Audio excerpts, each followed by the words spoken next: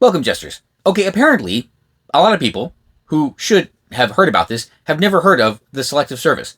They've never heard of registering for the draft, which kind of suggests they didn't know that they were supposed to register. Well, technically, not they as in everybody. Only males over the age of 18 present in the country have to register for the Selective Service, or with the Selective Service.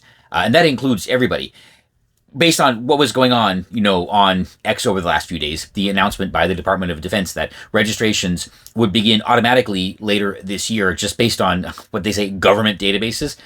A lot of people were shocked by this. Now, a lot of people, our friends on the left, who don't know how the world works, basically they started, saying that, oh my God, this is it. Donald Trump is drafting everybody for, a war in Japan, for the war in Iran. Is this what you voted for?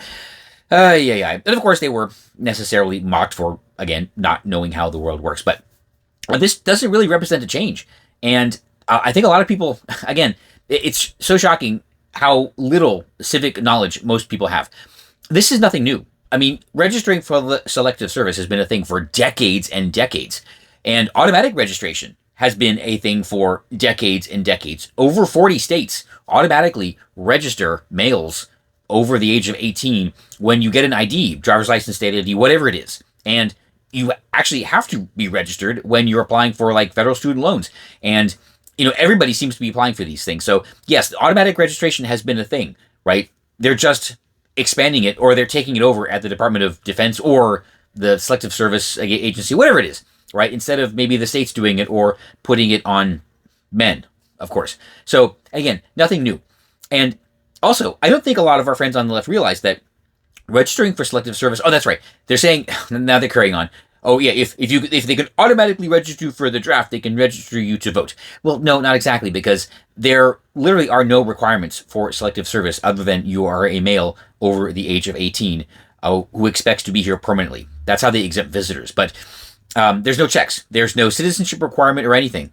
Yes, exactly. So every male over the age of 18, unless you are an actual visitor who would be leaving soon, is required to register with the Selective Service. Now, this includes citizens, lawful permanent residents, refugees, asylees, DACA recipients, undocumented immigrants. Yes, illegal aliens are in fact expected to register or required to register with Selective Service. Parolees, people who have overstayed their visa, and, well, pretty much any other male over the age of 18. Yes, everybody. And guess what? It is a federal felony if you do not register. Now, it has been probably 40 years since anyone has actually even been charged with this, but it is still a felony on the books, which is very interesting because, certain politicians, certain traitorous politicians, are making a big deal about the Dignidad Act. The Digno Daddies Act. Whatever, we'll come up with something for that. And how if you are convicted of a felony or 2 misdemeanors, then you do not qualify for amnesty. And yes, it is amnesty. However, I'm going to nitpick the language on this a little bit because I read the act. And yes, it actually does say you are not qualified if you have not been convicted of a felony or 2 misdemeanors. And it actually does say convicted. It does not say commit. You haven't committed a crime. Well, you know what? I made the other video saying that, if you can actually find an unlawful non-citizen who has not commit any other crime, we can talk about that. And I think this is one of the crimes that we should be looking at, right? So if you are an unlawful non-citizen and you have committed the federal felony of not registering for the Selective Service, even though you have not been convicted of the crime, then you should be disqualified under the Dignidad. I don't think it's going to go anywhere, but that is a test that I absolutely would apply. So I am going to ask, well, first of all, I'm going to ask Maria, did you think we wouldn't check? Did you think we wouldn't notice? Did you think we wouldn't really read the law and notice that it's specifically convicted, not be suspected or charged or having committed, right?